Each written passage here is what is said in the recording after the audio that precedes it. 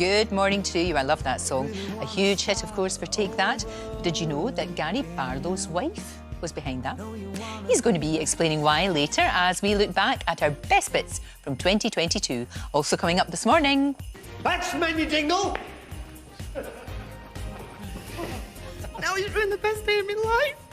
Celebrating 50 years of drama on the Dales, I'm going to be taking you behind the scenes at Emmerdale. And then, well, he got the Lifetime Achievement Award at this year's NTAs. Sir Lenny Henry reveals the special skill that he picked up with his new children's book. And...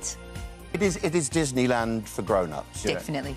And I don't think you'd want to do a month. What happens in Vegas? Does it stay in Vegas? Michael Ball and Alfie Boe reveal the story behind their trip to Sin City.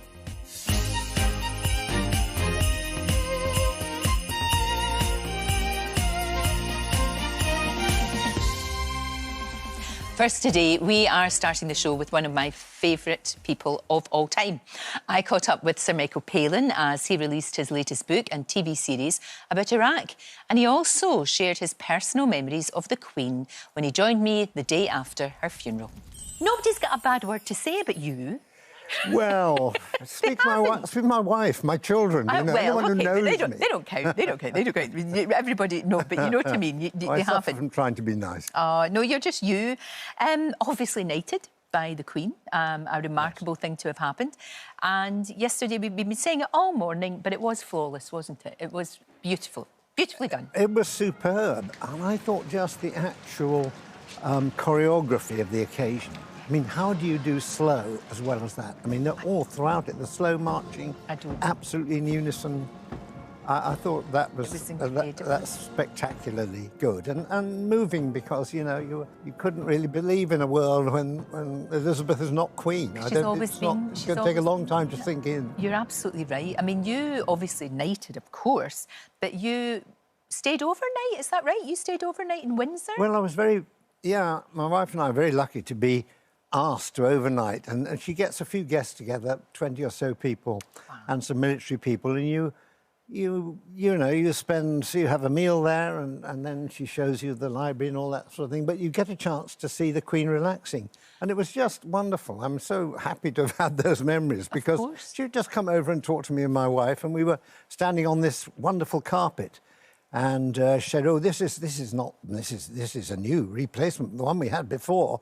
A maid came around with a sweeper, got a strand caught in the back of the sweeper. Should have seen her. She went on for hours, the whole carpet unwinding behind her. People are very and the Queen was telling this with great sort of gestures and all that. I said, "This is wonderful. Yes, this is someone who understands comedy."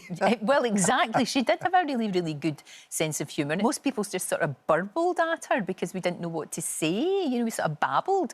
But for you to get the chance to actually have a proper conversation must have been lovely. Well, lovely. It was really lovely. I think you're right. People do babble, and we all defer. I think that's why she liked the corgis so much, and they were very much part of the evening when we were there, because the corgis don't defer to her, anything like that. She's just she the has a person good that gives them relationship food. with the corgis. Get out of the way, come on, and they go. Wah, wah, wah, wah. Like that a lot. They're always under the table. She was kicking them out of the way.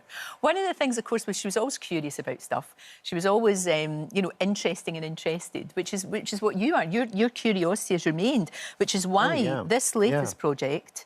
You know, had you been to Iraq before? No. So was that part of the attraction? I hadn't really been to the Middle East much at all.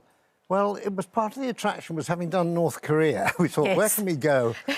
Again, when no one else wants to go to. Sure. And Iraq sort of came up as one of the obvious suggestions. What I liked about it was it's seen by the Western media as a failed state. Yeah. Full of conflict, killing, armies, fighting, all that sort of thing. Now, you know, what goes on in a country like that? How are the people living there? And now into 3 years of relative peace. So to go to a country like that and see how do they survive? What kind of resilience keeps them going? And of course, we found, as ever, the people there.